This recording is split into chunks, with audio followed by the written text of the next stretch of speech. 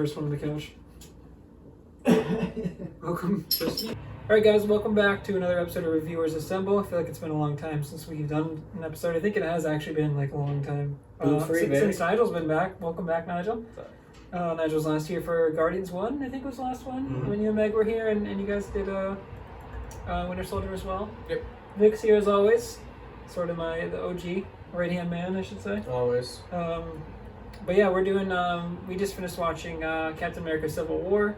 I have to remind myself this is not an Avengers movie because there's so many different characters in this movie.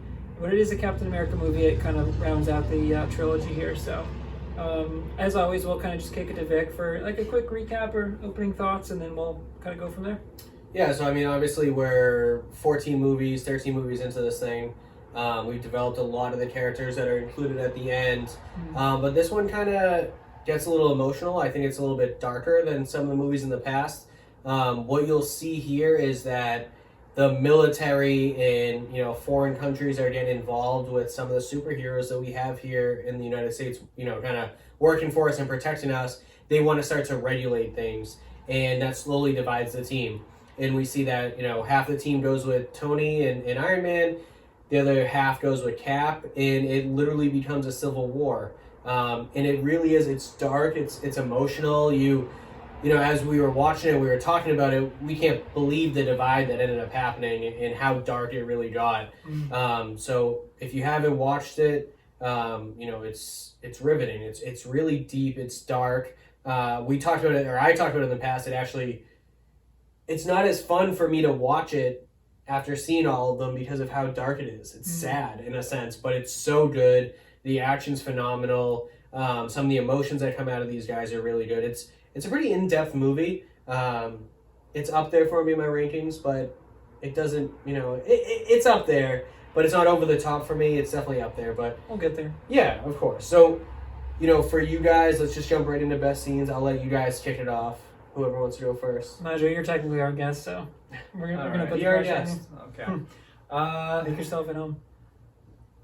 Thanks. Best scene, I mean, that scene at the airport is just iconic. It's so great just because you get all of the characters once. It's one of the first times, like, other than the Avengers, you don't really get to see all of them in their different fighting styles and everything. And you get such good matchups and stuff. You get literally Hawkeye versus Natasha and Black Widow. It's so awesome. Like you get literally the people that should be going up against each other, and you get the inclusion of my all-time favorite Spider-Man. So like right away, that's debut. Oh, so good. Like, and it is in my opinion. I'm personally. We'll talk about this more when we get to Spider-Man and everything like that, because I'm definitely coming back for that one. Like I like Tobey Maguire. Andrew Garfield was okay and everything like that. I thought he was a little more cocky than what Peter Parker should be when he's not in the suit. Yeah. But like Tom Holland does just such a good job as this Peter Parker. Stuff like that. He's funny. He's a little cocky, but he's not overly cocky and stuff like that. It's just he's supposed to be a geek and everything, and just throughout the entire thing, I thought it just literally webbed that entire scene together. So just pun intended. Awesome. And I mean, very intended. Yeah, right. While you're on it, Kyle sent it to me, I think yesterday, that Tom Holland shared that he was reading the third script or whatever. Yeah. And I'm like, dude, he was so excited. He's so British. Yeah. Like, his accent is so deep, which you completely forget about. Tom Holland now, like, infamous for leaking, like, shit. So he always bad. leaks. So he's like, yeah, I got this iPod, I'm going to read the script for Spider-Man 3. And he was, like, facing the iPod with the camera. And I was like, yo, are you about to show me, like, the title of the movie or something? Yeah. So, like, it's funny that, like, Sony and them will, like, trust him now because he's already leaked so much stuff. But yeah, it's awesome to see him. Like, Spider-Man 3, I've talked about this a little bit on my my Spider-Man playthrough, where like every time I see an article for Spider-Man 3, dude, they're like, oh, we're bringing Doctor Strange in. Oh, we're bringing back Electro. Oh, we're bringing back Emma Stone as Gwen Stacy. Yeah, and I'm like, and they're like, oh, we're gonna go live action Spider-Verse. I'm like, we're gonna have Tobey in there, and we're gonna have Andrew. And I was like, oh my god, dude. Yeah. Yeah, you're like, is any of this real? But I want to know. Yeah, no, I guess they said like at least for Tobey, Andrew,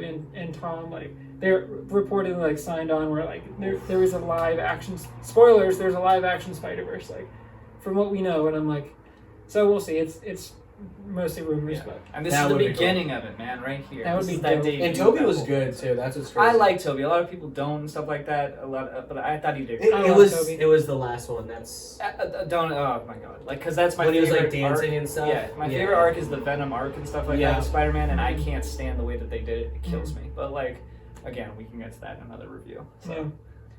Yeah, so just kind of branching off Nigel's point here, best scenes for me, like the airport scene sticks out. I love when they're like, when Spidey's introduced and she's like, what's your backup plan? And then it just says Queens. I love all the title cards in this movie.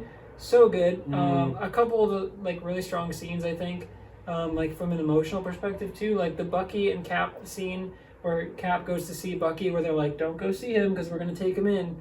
And then he goes to see Bucky anyway, and he's like, I don't know who you are. Or he's like, I read about you in a museum.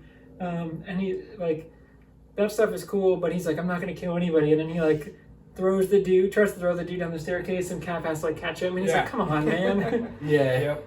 That whole scene is awesome. I think there's, like, a big emotional turn when, like, he gets the text that Peggy dies. And then, like, there's, like, this beautiful music that plays over, and it cuts, and then Cap is, like, holding the casket up Which, there. by the way, he could carry that thing by himself. Like, why does he? Other Little weird. He just wants to blend in. Okay? Right? He's just.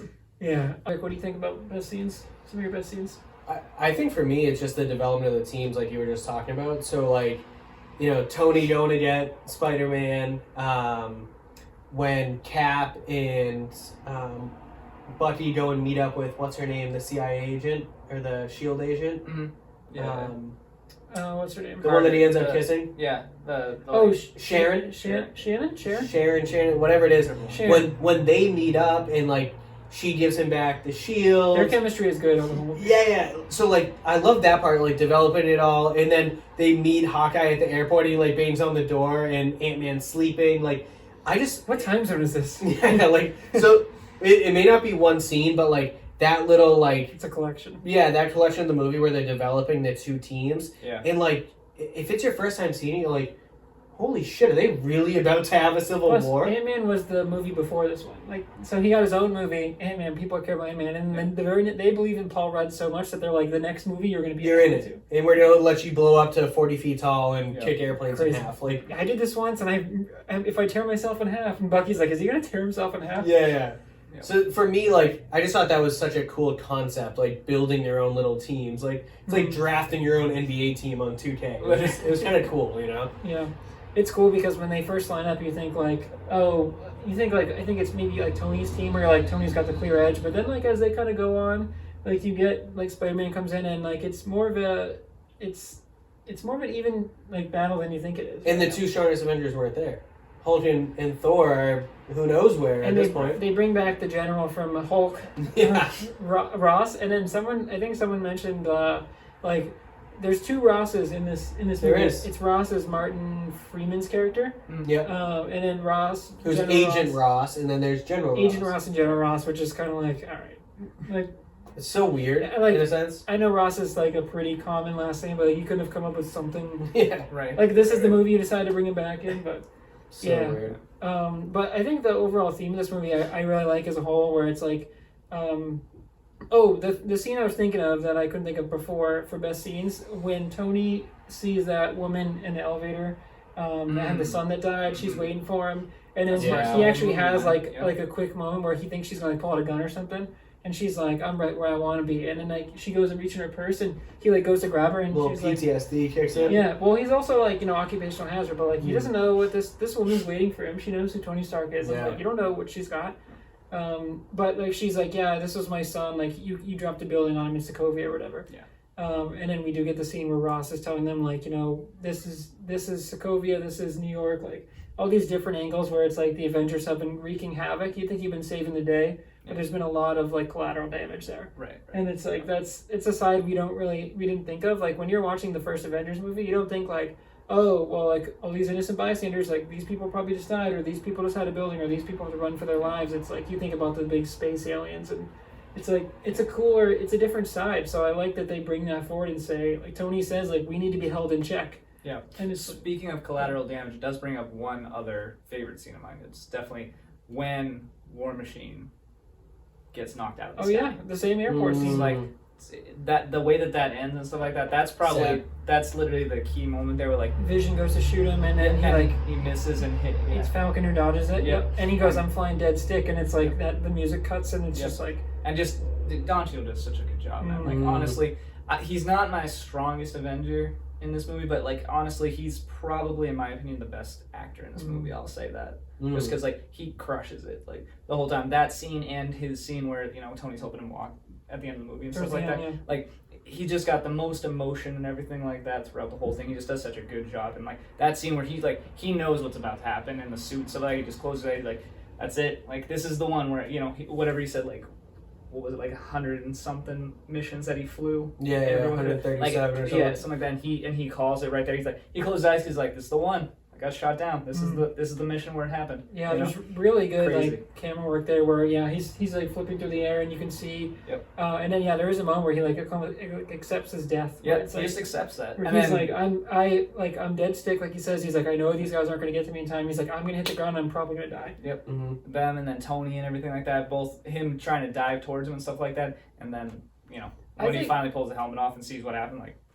It's such a good scene. Not to critique this movie, but looking back on it, I think it probably would have been more powerful if he did die on that. Like, as sad as it sounds, and I'll go right into kind of bad scenes and build it off of that, or worse scenes. That's not my worst scene, but what was the outcome going to be of this civil war? I mean, you're either going to be in a stalemate because it essentially was a stalemate when you look at it, right? Right. Or you're going to kill each other. And neither outcome. So a stalemate, nobody wins, and you're back to square one. Or you kill each other, and still nobody wins. Right. And you almost lost somebody. So, like, for me, it'll jump me right to my worst scene. Worst scene for me, although the action was great, the logistics, and usually I tear apart the logistics, the fight scene at the end with Bucky, Cap, and Tony. And I was ripping it apart as we watched it. Why didn't Cap, as he beat Tony, walk away and say, "Tony, I'm sorry, but he's my friend too. It wasn't him." And he does end up writing a letter apologizing and saying, "I'm sorry I put you in that situation. I was trying to protect you, but I was really protecting myself." He ends up doing that, but like that scene took it too far. Yeah, it was a 2-versus-1, and it's like me and Kyle disagreeing and us fighting and Nigel picking a side because he's one of our friends. Like, no, like Nigel would be trying to break us up, not letting us fight. And that's what didn't make sense to me. And yes, Tony was trying to kill Bucky. He wasn't trying to hurt him or like beat his ass. Like, he was trying to kill him, so I get it. But like, what if Cap accidentally killed Tony? Yeah. So like, in my mindset, I know we're using our imagination here because it's a movie, but logistically speaking, Cap's always been emotional and been a smart, like, analyzer and thinks things through. And at that point, it wasn't my worst scene until we just watched it together and we talked through it. And I was like, wow, this pisses me off. Yeah. Cap could have done more to try to settle the beef than continue the fight. He got a little bloodthirsty. Yeah. It felt that way. So this will bring me actually to my least favorite scenes, which is the Accords, and really that part of the movie right there that you were discussing, Vic, just the disagreement where it's like I said when we were rewatching it, honestly the whole fucking movie could have been solved with one conversation. That's the part that pisses me off the most. You have literally all of these smart, well-rounded people, and understandable for the first like Avengers movie where they're all together. I get it because like you're just coming together, you have a lot of egos going bouncing off each other, but like we're more than 2 Avengers movies in at this point. Like, you guys have all been together, you all know this stuff, and like we get to this one point where it's like you guys aren't going to sit down and have a discussion before we fly off. They can't put their egos aside. Literally, like egos, anything. You can't just like, and that part annoys the crowd. You know what's kind of weird with me about the Accords is Tony did everything leading up to Civil War. Yeah. At his own beat of his own drum. Like, he was doing his own thing at his own time. Where Cap was always a soldier who took orders. And Cap slowly started to change when he found out S.H.I.E.L.D. was corrupt. Yep. With Hydra and everything. But he's still a soldier in how he works. So, like, Natasha going that way kind of makes sense because becoming, like, a soldier working for someone is what kind of saved her life in a sense.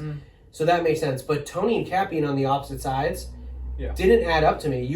I would have thought that Tony would have said, like, no, like, I'm going to save the world when I want to, on my own time, when I feel like it's necessary. And Cap would have said, all right, where are we going next? Right. But it was the opposite. And I found that kind of weird, in a sense. And I don't know why that puzzles me. But you're right. The whole Accord thing, very, very cool concept to break them up. But it was too fast. It felt too thin. Yeah, like, the it could have been way more in depth. Yeah. Way more. Like, there was something to branch them apart more, but other than just like hold on, if someone just sits their ass down and be like, hey, you guys want to talk for 30 seconds in a room, and then, like, if you don't agree, we can go into this, but, like, they don't ever do that. They don't actually ever talk. Cap just... This says you have 24 hours to decide, right. And some of them show up and the others don't, yeah. And they never show a conversation, like an right. in-depth, good conversation. Right. And I thought that was weird. Very. It felt very... That's the only like part. Rushed. Yeah. What about you, Kyle? Worst scenes? Yeah, the worst scene for me is like Nigel, you kind of touched on it. The pen scene where Tony brings out the pens. I think, like you said, his dad helped him sign with, like, when they needed allies or whatever in the war. Mm-hmm. Or, like, he takes out the 2 pens and Cap picks up the pen and he's like about to sign it, and he mentions that, like, Wanda is being held captive, and he's like, you know what, Tony, like, that's too far. And I'm like, to me, Cap is just like a no, like a yes man, except a no man. Where it's like Cap is just like devil's advocate right. in this movie, where it's like Cap is there just to say no and just to oppose. And I'm like, realistically, kind of like what you said, Vic, where it's like, you think if the Avengers knew, like, these are smart enough people, right? Where, like, you think they would say, okay, Tony says in that meeting, like, we need to be held in check. Yeah. And it's like, and for me, I'm watching, like, I agree. So it's like, you think the Avengers just go, you know what? You're right. We've tried this thing where we have free reign, and it didn't work. We've killed, like, lots of people have died. They say at one point 107, Don Cheadle, actually, Nigel says 117 countries want to sign this. And Don Cheadle's like, 117, dude. He's like, it's not just, like, 2 people in the room. Like, people want you to sign this. So, like, I think as a group, they would come together and say, this is for the greater good.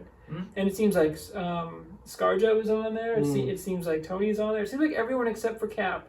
And then Cap, like, tries to get people on his side. And I'm like, Cap, you feel like he gets Clint out of retirement. Yeah. They break one out. And I'm like, I feel like Cap should just been like, you know what, this is the better move. And then if something happened, maybe they could have been like, you got to let us go. And then maybe, I don't know, maybe the government or whatever, they step in. Who knows? But, like, yeah, right. Well, it's like, you understand Cap's hesitation because of the whole S.H.I.E.L.D. thing that just happened. Right. You understand that he doesn't want to be controlled because he's like, that's going to cause a problem. This is the same thing as S.H.I.E.L.D. because that's literally what he says. It's like, that's just another version of S.H.I.E.L.D. Like, we don't want to be in that. And that's all totally understandable, but it's just more of a, well, but then the conversation ends right there. Keep having, because it's a good argument, but it's just keep having the discussion, but they don't even try. Like, Tony, to me personally, I feel like Tony would have sat there and listened a little longer, because Tony has his side of it, and he's right, in my opinion, but Cap's not wrong. Like, and you should have just kept talking, but he doesn't. Cap's just like, nope, pen down, he's out the fucking door. Yeah. And not that I think the entire team would ever go in this course, but they could have easily said, screw you, we're not signing anything, we do what we want to do. And what are they going to do? Right. And I know that it would never come down to that. They would never kill civilians intentionally or, like, fight the government, but they could have. Right. And I think that if you put the right force with the right brains, like if Tony said, really, you really want to take this fight, you're going to lose. Whether it's civil liberties or, a physical fight, you're going to lose. So let's not have this fight. Let's talk and come to a more, meet me in the middle agreement instead of you saying that you control us from now on. Right. Whatever it is. So, and we don't need to get into hypotheticals. We can jump right into, strongest Avenger and baby arms. But just saying, like, there could have been better conversations around that. Right. But I understand it's a movie. Yeah. They had a direction they wanted to go in. Right. Just one last point on that. I think what I factored in here is, like, I think it might be ScarJo where they say, like, the Avengers have had some bad looks lately. I thought about, like, Age of Ultron where, like, I think it's Age of Ultron where they're, like, in the Quinjet or whatever, and they're, like, everyone hates the Avengers, where, like, or maybe it's after Sokovia, I don't know, but, like, the public opinion of the Avengers has, like, decreased, like, where it's like, I think New York, like, the first Avengers New York was cool, like, they saved it, but, like, I think people are now starting to think, like, maybe the Avengers aren't, like, as good. There's a line where they say, like, since Tony became Iron Man, or since he announced he's Iron Man, I think Vision says that he's like, the world-ending threats have increased, like, 8-fold or whatever. Where he's basically saying, like, you guys, Vision says, like, their very strength invites challenge. and so like and challenge invites enemies or whatever. So they're basically saying like because the Avengers exist, like villains like Thanos, which we'll see, are like they want to take them down. And so, like, maybe the Avengers aren't the best thing. So, I don't know. I just factored all that in. And building right off of Ultron, I mean, Ultron was the first time that they developed the bad guy. Mm-hmm. Truly, they created Ultron. Yeah, Ultron doesn't exist if Tony doesn't exist. Or like, if Tony doesn't fiddle with that stuff. So, I mean, the reality is, in that specific scenario, people wouldn't have died if Tony didn't try to... Sokovia could have been avoided. Exactly. So, the Accords coming...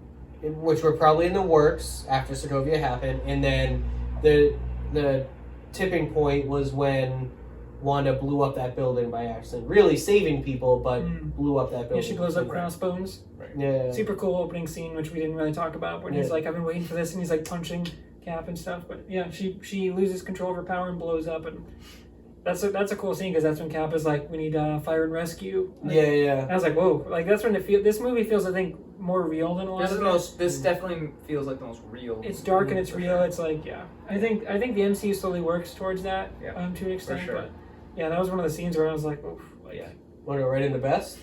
Yeah. So strongest Avenger. Does anybody want to start? I'll kick it off. Go ahead. So I'm pretty sure, and I'll have to double check myself. My first time giving it to him, Tony Stark. And for me, I think we saw so many emotions, which I think he's probably one of the most emotional characters throughout the whole thing. One of the more diverse characters, yeah. It's just everything from his political brains of like signing the Accords, his emotions over his parents, his emotions over like he's fighting, one of his best friends with Cap at the end, building the team. One of his other best friends nearly died with Rhodey. Like, there was just so much in depth with Tony specifically, not even Iron Man, with Tony Stark, and how much he goes through as just a normal human. Obviously, he's, one of the most brilliant guys in the world, one of the wealthiest guys in the world, but he's just a human at the end of the day, and how much he goes through, and whatever it is. I just thought he was so good in this one. Half the movie he's at this big black guy. It just... His acting was just so on point. His emotions were so dark and so deep. Like, you felt connected to him. You felt the emotions. Like, him rewatching his parents' death. He knew his parents died. He knew it was a car accident of some sort. He never knew they were murdered. I know that road. He never knew they were murdered. And watching his facial expressions, it's relatable. It's really good acting. Really relatable, like watching his emotions, So I don't think I've ever given Tony the strongest Avenger throughout all the movies. I don't think, he's obviously very good in all of them. We'll look it up. I don't think you have. I'll have to look it up. I usually look for the sleepers, that jump at you, but this time Tony absolutely took it for me. Yeah. I agree with Vic. Tony is my strongest Avenger. Before you even said that, and we didn't discuss. We don't agree often. We do. We didn't discuss this beforehand, so I think it's better that way. But yeah, I had Tony picked before you even picked that, Vic. So, for all the reasons you just mentioned, Tony. So much happens in this movie. I mean, we didn't even talk about the opening scene where he does like that. He goes to MIT and he does that really cool demonstration where it's like that amazing cut. Or like I got chills just talking about it because it's like his mom playing like some song where she says like try to remember, and she's like singing on the piano and stuff, and it's like I forgot. I mean, I like literally forgot that scene. Yeah, we didn't even talk about that scene. That amazing scene where it's like it just cuts from some. I think it might be the scene after Cap calls for fire and rescue. Actually, I think it cuts right to that. It does, yeah. And so we get there and there's like this. Again, the beautiful title cards. I love all the title cards they do. They go to like way too many locations in this movie, but I love that white like big font. It's just and I don't know if you call that like it's not artificial intelligence necessarily. I don't know what you would call that, but like that scene of like rewatching the. He said it like taps into his hippocampus or something. He said it was like 13 million. It costs like a bunch of money. Where he's like he calls it like therapy or whatever. But yeah, it's like him. He like it's like his face like digitized or whatever. It's like de-aged, so he's like young, and he's got like a smaller shirt on, and it's like his mom playing the piano and his dad, she's like, this is the last time we're gonna be together, and he's like, oh, I know you guys did the best you can, and he's like, that's what I wish I would have said to them, and then it's like grown up Tony in the back, and then like he cuts it, that scene is so good, but like so emotional. By the way, it makes that whole round trip throughout the movie. Exactly. Oh yeah, it's great. So awesome. It's great. I mean, the movie opens with the motorcycle scene of Winter Soldier killing, who we don't know who's in that car at the time. It says 1991, and it's like a very violent crash, and it like opens to the super serum in the back, but we don't know what's going on really. Eventually, we find out at the end of the movie that those were Tony's parents, and Bucky's mission on December 16th was to kill. Mission report, yeah. Yeah, I don't know if it was to kill the Starks, but definitely to get the serum. Like I would guess. I mean, they were pretty intentional about it. Yeah. I think it was both. Yeah. Yeah. So, yeah. I mean, Tony's whole arc, like you said, Vic, it's like, I mean, it's his parents at the beginning, which is kind of like some foreshadowing that I didn't even really think of until just now. And then like just like everything he goes through, the roadie scene is amazing, where like he goes down and he's like, it's all kind of fun and games, and everyone's like, all right, we're arguing, but we're not really fighting super hard at the airport, and sometimes we like, go back and forth, but it's like all fun and games until Rhodey is like possibly dead. And then that's actually an awesome scene where is it Falcon that comes over and Tony shoots him? Yeah, and where, like knocks him out. He's like, don't even talk to me. He's like, just get away from me. Yep. But yeah, just like between him, he's not really Iron Man as much in this movie, but he does so much more Tony than Iron Man. Yeah, which is cool because usually we get the opposite. Well, no one was a superhero when you look at it. No, I mean, other than taking down the Sokovian guy, like no one had to be a superhero in this one. They were fighting amongst themselves. I mean, Zemo is like the main bad guy here, where like he frames Winter Soldier. We didn't talk about. I think we should just quickly touch on like not the Sokovia bombing, the Accords bombing, where we actually seen King T'Chaka die. Mm-hmm. And then like this is where we first get Chadwick, which is weird because now we saw Black Panther first and like in honor of Chadwick. But this is actually the first time on screen we saw Chadwick Boseman, and he's really good in this whole movie. We didn't touch on the best scene. There's actually a lot of best scenes in here, which I think we kind of forgot about. But like the whole motorcycle chase where like Black Panther, right after Bucky and Cap are fighting, where it's like Black Panther shows up and he's chasing them down and he gets on the back of Cap's car and they're going through, and War Machine shows up and it's like that whole part is good. But I love the part where Tony goes and visits like the raft or wherever they're like on the sea prison, wherever like the underwater prison. Yeah. And Tony goes there and General Ross is there.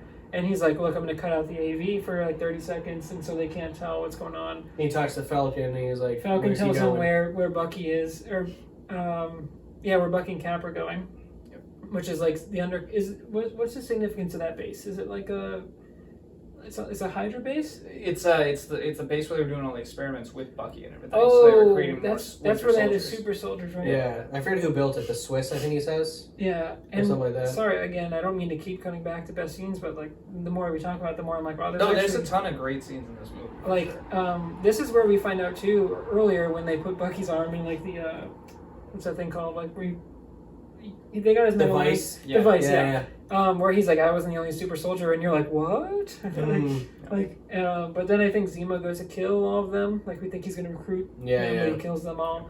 But that's where they end up at the end of the movie. But yeah, Tony. Sorry to go back to the Strongest Avenger. Tony's whole arc, I think, is so good. Not even counting like the scene where he goes to see the unusually attractive Aunt May. Yeah. Where he's like, Spider-Man's fighting at the end, and he's like, no, you're done. He's like, don't make me call Aunt May. But yeah, that's good. I like, not to jump ahead, but I like that thread too, because like eventually Happy starts hitting on Aunt May, and like I think in the last one, and he's like, what's going on here? And he's like, nothing. We're just because like Marissa Tomei is super hot, so. Nigel, what do you got for Strongest Avenger? All right, so I grappled with this one a lot between, but I've come to the final decision of my strongest guy is definitely Black Panther in this one for sure. Okay. I went back and forth a lot with him and Spider-Man. Again, it's my favorite character in the MCU personally, but like Tom Holland is great, and I love the fact that he's joking around. He's a freaking kid with untapped potential. Literally, he catches like, do you have a metal arm? That's awesome. Like he doesn't even care. Like he's usually there's a little less talking when you fight or something like that. Yeah. He's literally not even trying, and he's just keeping up with all these guys that have been fighting for years. And I love it, and that's awesome. But Black Panther is just, this is your first introduction of him, and he's really good. Like the scene where he's chasing down the motorcycle and stuff like that is crazy, and it's just it felt kind of like when the Avengers are in a movie and they start getting like some kind of villain, like kind of like Ultron, where it's just like there's just someone that comes in out of nowhere and they're just like, who the hell is this? And like they're just blown away with how strong and powerful, and the person's keeping up, they don't have any idea who this is. And that's kind of like what Black Panther is, the first real superhero who's keeping up with them, because they have no idea who this is. They can't keep up with him. Like, he's on par with them, if not better, the whole way through. He's got better tech than all of them. Like, it's just crazy. And on top of that, so from one of my favorite things that they did in these movies was from the get-go, because a lot of people complain about, like, well, he seems really just emotional the whole way through. But the thing is, with Black Panther throughout the comics and everything, he's a king. He doesn't play your political games or anything like that. That's the whole thing in Wakanda and everything. He's the king of Wakanda. He's the highest ruling entity in that situation. He doesn't pay attention to what you want and all that. He's above that. And that's just how he is, because most developed nation, all of this stuff, like more powerful army, all of that, better tech, we don't listen to you in the comics, and that's how they are. He's above you, and it just all the time. And they kept that through, and I like the fact that they developed his character so quickly throughout this movie, of just like, he starts off so angry and everything like that. Exactly. And everything like that. But that he does learn that, like, I'm not going to let this consume me anymore at the end of the movie. I love that part. It's so he retracts the claws. Yeah, well, and he says, he goes, vengeance is consuming you, it's consuming them. Like, and he realizes, and that's when he, retracts the claws. It's consuming and then me. It's consuming me, and then he saves his life. And he sends him to prison, which obviously you have to. But that's what he should be doing. Yeah, it's like, it's the first time that, and it's what I loved about it, because it really shows the strength of his Black Panther compared to a lot of other stuff, which they show in the comics too, of his development stuff, where again, the Black Panthers throughout the past are just like, I'm the king, I'm going to make my decisions. He separates the man and the hero. Exactly, and that's exactly what he does in this movie so well, and it's so awesome. It's like, he's not the main character, and yet he shows so much depth, a lot of character power development, and all of it. It's such a good introduction to a character. Again, I love the Spider-Man character introduction, but like, he has such a powerful introduction in this movie. And if I'm not gonna lie, I would have loved to see him in that scene fighting among the three of them down in the in the silo and everything. He follows them there. Why doesn't he fight? Because he's not after them. He doesn't care. He realizes. Remember, I don't know if you remembered, and I don't think I've ever seen it until we just watched it this time. He was watching the conversation. Yep. Yeah, he was there. So he knows that it wasn't actually Bucky that killed his dad. Right. He knows it's a Sokovia So guy. he found his piece, and he's like, and he knows why the Sokovia guy did it. Immediately finds that. So piece. what do you think? Moved on. Cap should have done, I guess, or. Essentially, yeah. So Black Panther knew why the guy committed the crimes that he did, that it wasn't really to kill... It wasn't Bucky Barnes. Yeah, he wasn't trying to kill the king by any means. He was just trying to blow something up, create a divide between the team, and let them kill each other. It had nothing to do directly with King T'Chaka, right? Yep. T'Chaka or T'Chaka? He was, what's the word I'm looking for? What's that word? When someone's like unintentionally kill, like I can't think of that word. Premeditated? No, it's like collateral damage. Essentially, yeah. Yeah, like when what we're saying is like he wasn't aiming to kill. T'Chaka just happened to be correct. Like, whoever had been whoever had been up at those stands, he would have blown that person. Yeah, it was just it could have been a janitor up there, and yeah, he would, just to make the point, he would have done so. You know, but yeah, exactly. So that's definitely my strongest fighter, just because he's just as powerful as anyone else in that room or on that tarmac the whole time, and like. Just how quick, again, and this comes back to the whole, my least favorite scene with them not talking it out and stuff like that and figuring shit out. He does it by himself, just because he's paying attention. He doesn't instantly go in, kick the crap out of two of them, and then go after that guy and kill him and then kill Bucky. No, he's in the background listening. Exactly, just sits there, analyzes, oh, okay, done, goes, gets his guy, and doesn't kill him, because he very easily, out of passion, could have still killed that guy, because he did kill his dad. No. Stops him, you're going to jail, dude. Like a king should do. Exactly. It's just like, it's crazy. Because Tony kind of goes the opposite. Like, to your point, I mean, I know we picked him for Strongest Avenger, but now that I'm thinking about it, like, Tony... He goes off the ledge. He does. Now, it is his parents, so I get that it's, like, raw emotion and, like, for what you're about to say, Kyle, it's the exact opposite, where, like, it's where T'Challa had the all same of that choice time and where Tony he took went one. after him right away, and Tony like didn't have any of that, and then in that last 10 seconds, he went the way that Black Panther They went. had the same choice in the sense, although Tony had both his parents, he just had his dad, but still. Like, they were at a crossroads, and I think Tony took one way, which was like the rage, I'm going to kill you, and then Black Panther took the other way, which was like the high, literally the high road, where it's like, yeah. So the thing with Tony and why I think his emotions connected so well with me, if we were to watch anything that involved Tony straight through, we did a 15-hour marathon, you watch everything he's been through. His business partner and mentor turned on him and tried killing him. Then this random German guy or not German, whatever he is. Russian, I think, or something. Whatever he is. Him and his rival, but kind of, in the same business, tried killing him. Then in the next one, this random bad guy tried killing him. And then with the Avengers and all this, like, and then, like, in Iron Man 3, his PTSD from the first Avengers and what happened in New York. Like, you can tell he's human. His emotions are starting to really kick in and really, like, creep up on him as we see in Infinity War, in Endgame. Like, he wants out eventually, but, like, he's so torn. So I think that's, like, he absolutely went off the deep end. Yep. Trying to kill Bucky He's in this been one. through a lot of shit. He lost it. He couldn't control it. Bottom line.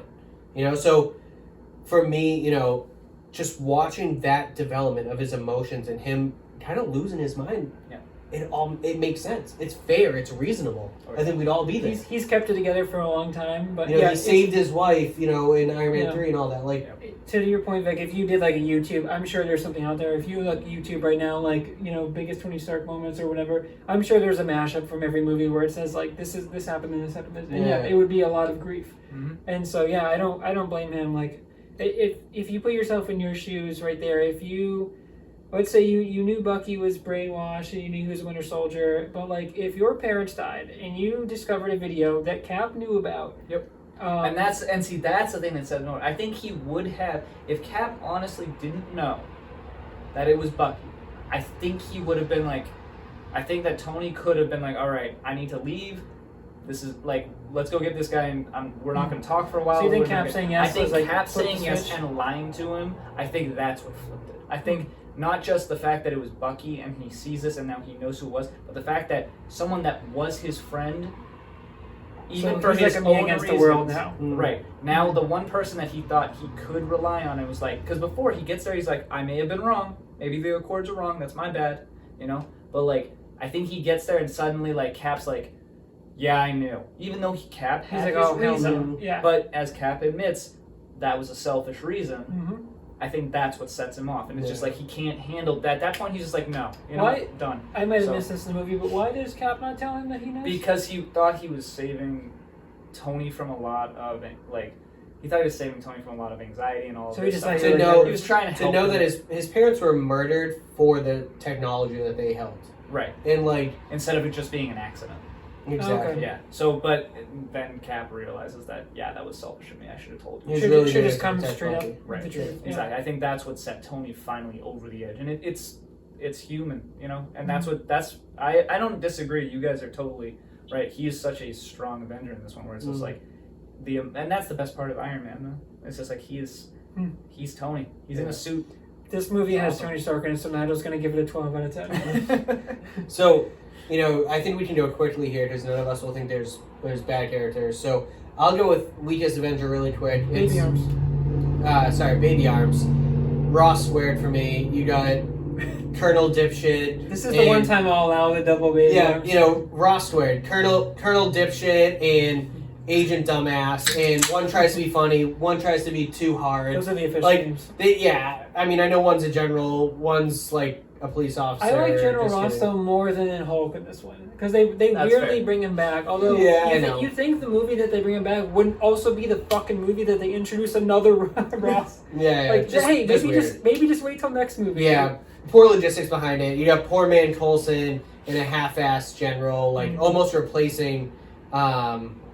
Fury in a sense, like he's kind of calling some shots. Like, I don't know, it's just stupid. I didn't like either one of them in this movie. I do think that Little Agent Ross gets better. I thought he was kind of funny in Black Panther, but not so much in this one. Yeah. Not so much. Those two both sucked. everyone else, the main characters, Natasha had a great performance. Clint was good coming out of retirement. Wanda was great. All of the main characters I thought were really good in this movie, and they had great parts. There's so many characters. We forget that this is not an Avengers movie. It is a Captain America movie, but it really is. It's an Avengers movie. It's like an Avengers warm up where they're like Infinity War hadn't come out yet, so they're like, you know what, this is the Captain America movie, but like also we're gonna put in Ant-Man and Wanda and Vision, and we're gonna put in Clint, and we're gonna put in Spider-Man. And it's like everybody. You think about it, and you're like, wow, that airport scene is like, you're like, there's a lot of people in this scene. Yeah.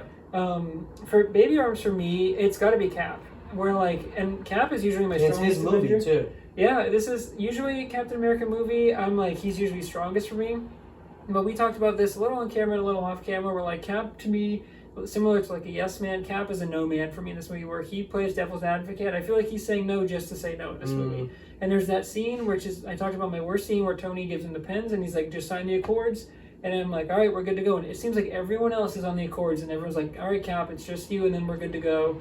And then he's like, no, I can't do it, because he gets mad because Wanda's like being held by Tony.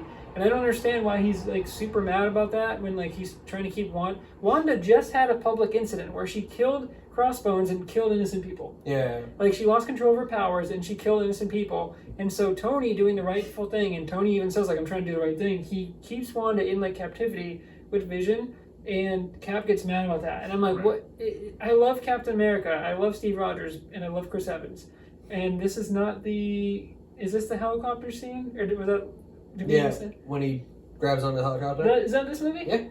Okay, that scene is amazing. So when he's got the biceps and he's literally, although that part we almost gets decapitated because Bucky is decides like just crash into him. He grabs like the end of the helicopter, and I know he's a super soldier, but he literally like pulls the helicopter down. But I guess he's got super strength. But then he like has a bicep flexing, and he's like holding him. That scene. My favorite is like he has it like this, and he's like, and he like turns his wrist, so he has like better pull. I'm like, like so bad. But then Bucky like for him it matters, you know. Yeah, come on. Bucky like aims at him, but then like your triceps aren't as strong as your biceps. Yeah, come on, bro. Seriously. There's like that scene though where Bucky like aims the blades at him, but like he has the like incredible reflexes where he like avoids the we're getting too far into it, but yeah, I just think Cap is like, I think it was kind of almost like out of character for him to say like no. I know he doesn't want to give up his freedom, and we saw Nigel. We talked about this off screen where like he's literally seen like Hitler rise to power, or like Red Skull. I don't know if Red Skull and Hitler are like, is that they were correlated? Yeah. Those are different characters, but like I think Red Skull's supposed to be like this universe different version within it. Yeah, that took over. Like he's literally seen that go to power, and like we talked about again. I think this was all off camera, but like we talked about Shield being compromised in Winter Soldier, and like so Cap doesn't trust anybody. So I get where he's coming from, but like it just seemed like it's like, man, Avengers should stick together, and like this seemed like everyone else was on board, and Cap was like no. He was saying no just to say no, and I was like, and to be fair, I'm totally fine with him questioning it, but it's just more of the fact that you walk out of the room. You the lack of communication. So you didn't try to talk. You just walked away. Yeah. That's the problem. So that's why he gets my baby arms this week. So what about you, Nigel? For me, Vision actually is my baby arms. I don't like the fact that You don't like paprika? So I love Vision in most scenes and stuff like that, but like the scene with him and Wanda, I know that Wanda is so strong and she's so powerful, and again, it's just like Spider-Man, very untapped potential. She is one of, in reality, the strongest Avengers within the entire MCU. I get that, but she doesn't have it yet. She's not quite. She has the power, but not the mind. But she doesn't exactly. She doesn't have the control yet, as we just saw, like at the beginning of the movie. She like with the bomb, she doesn't quite have it. She's like, oops. Yep, and it doesn't quite work out. So she's not, and the fact that Vision gets distracted by Hawkeye's electric arrow. Literally, you get distracted by Hawkeye and then can't handle Wanda. Like, and he gets beaten so badly. Yeah, not to interrupt. Buries him like 50. It's badass that when she fucking. Oh, and that's my point. She's so strong, and that makes total sense. But the fact that he cannot, he's not even close. Yeah. Like literally, that tells me that the whole time that they were together, like, all she needed was a little tiny push, and like you were literally not even capable of doing any of this. She's like, I will put you through the floor. Literally, and again, with what he's powered by, which we find out later on, what he's really powered by. Exactly. Like, I know he's not on the same level, but like that vast of a difference when she's not in the right mindset and not like really in control of everything yet. That was disappointing. He Well, does say though that crazy he wants things. he wants to learn to control what's in his head though. I think it's this movie, right? It is, He says yeah. it? Yeah. So he like I don't know which stone it is. It the Mind Stone? Yeah. Yeah. It has to be, right? I think the Mind It's Stone. my yeah. song, yeah. We're like, yeah, he does. I do remember him saying like, you know, I want to understand what's in my head because like I know it's powerful, but I can't understand it. So I think to your point, Andrew, he doesn't have the power yet. So but he does. He does have more power and is in more control just because he's literally Jarvis. He has more wherewithal of the power, not directly that power, but just his overall being, more than Wanda does and her power at this point. Yeah, that's fair. She has more power. Wanda just has that rage. But exactly. It's just more of a like. It just annoyed me that literally it took Hawkeye coming in with an electric arrow and suddenly Wanda's like, "You're done. Bye bye." That's weak. It is super cool. I won't lie. When like she like bends him backwards and he's like, "If you do this, they'll never stop fearing you." I was like, "Oh, this is a sick scene, dude." Right. And then she puts him like 15 stories down. Right. But then he just gets back up, I guess. And he's Yeah, and it's like it's not like he's hurt or anything, and that's my point. He's so strong, and then like, but he's just. It does almost bring up the point that Vic kind of just said. Well, you and I were saying something of like, love makes you do crazy things. I'm like, is he even really trying? Because it doesn't seem like it. And that's why he's my baby arms. Because it doesn't feel like he's even trying to like stop her. So. That's when Tobey Maguire's landlord comes in from Spider-Man 3. You fix this floor. So let's rate this thing. All right. Anybody want to go first? I'll kick it off. Keep this thing going. No rookie scores as we know it. If you're watching this for the first time, you're a crazy person because you should go watch the other movies first. But So I have this with an 8.4. Okay. It does break my top 5. As I'm looking at my top 5, I don't know if I confidently believe it. I might make changes going, we'll later think about it on. 'cause we'll do scores first, and then so think about it while we're All right, discussing. 8.4. That's what I got. What do you got? Let's power through this. So for me, this one I think I had a higher score before you guys came over and before we watched like the ending, like we always do before we start discussing it. For me, I'm gonna go a 9.2. Wow. I am a big fan of this movie. There are some flaws that I didn't really understand initially that until we started talking about it, where I was like, oh, okay, like, I thought this was like pretty much a perfect movie, and then you guys started like bringing up the flaws, and I was like, oh, this does bother me actually a lot more than I thought. So I'm giving it a 9.2. It's still a really high score for me, but I'll talk about that more in a bit. Nigel, rate it and rank it, big boy. Okay, so I'm actually gonna give it a 7.9. Wow. Yeah, and not. And he gave Guardians an 11. So Iron Man is in this movie. Do you know that? I do, but yeah, no, I do like the movie. And Black Panther. But there's yes, very true.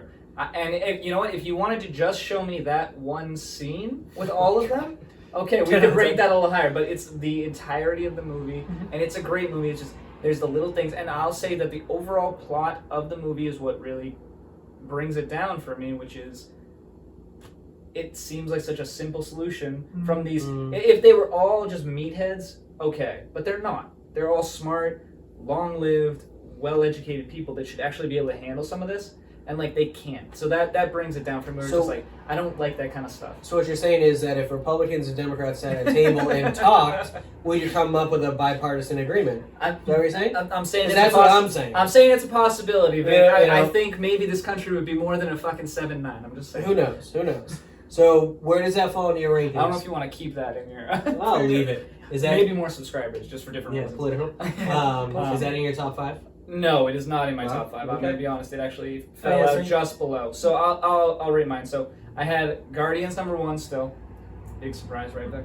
Iron Man 3, Black Panther, Captain American Winter Soldier, Age of Ultron. Actually, I didn't get to review you guys that one, but I really do like that movie. So Okay, so that's 5 for you? Yep. And this comes just outside of that. And So so it's my 6. That's not bad.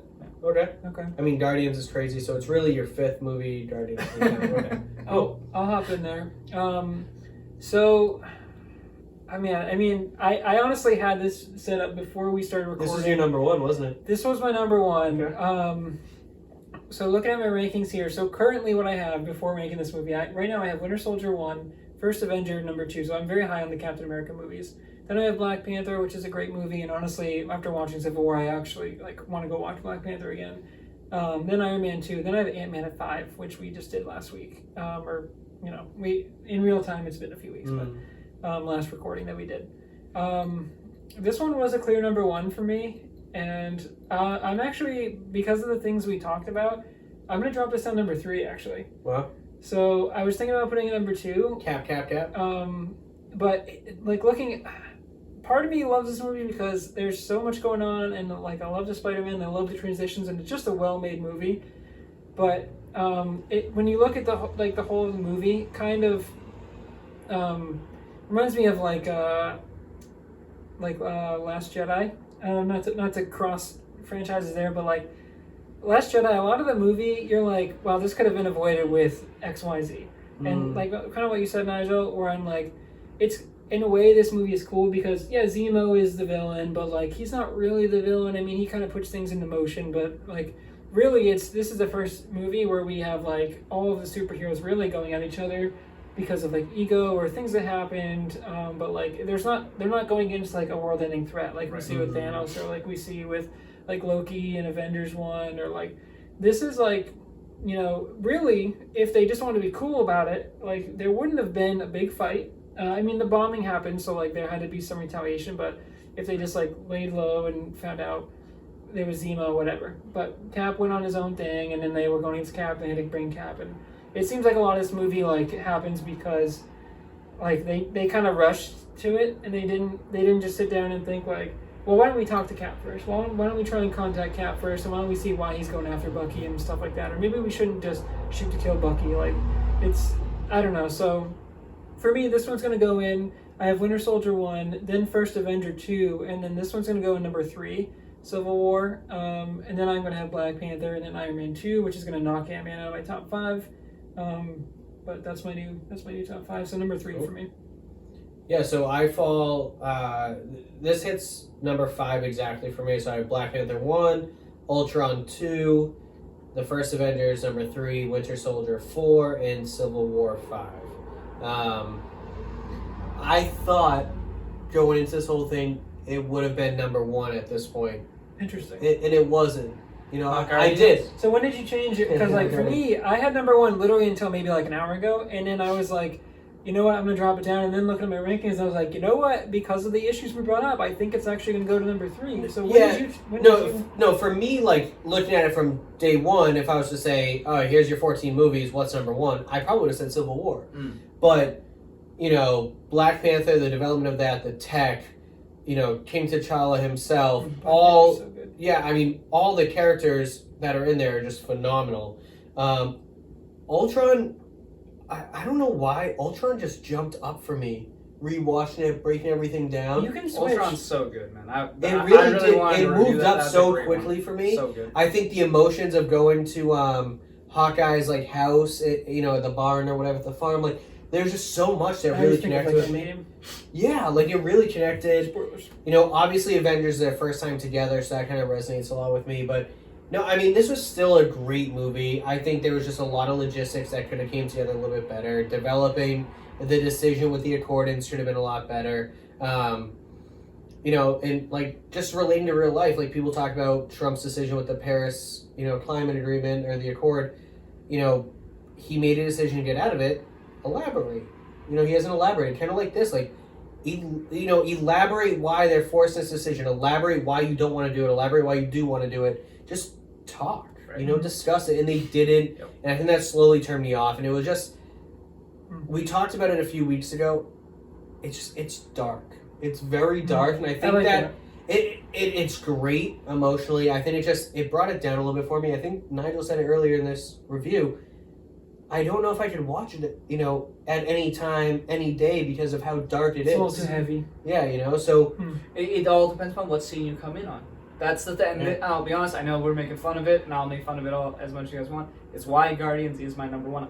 Any scene I walk in on, it's lighthearted, it's fun. I can watch through that. So is Ragnarok. Like, I can put on Ragnarok. It's the same way, exactly. Where this one is just, it's a bit lower just because I couldn't walk in on. If I see certain scenes, it was like, oh man, I know this is going to be another 20, 25 minutes before I get to something I really, really want. Yeah. I think that speaks to the MCU, though, the strengths where you can have the movies like Guardians that are kind of like little, like, goofy and silly and comedic and like Ragnarok, but then you can also have these serious bits where it's like, it's what makes the MCU so good. I mean, we're coming off of Ant-Man, where Ant-Man is like a good time the whole time.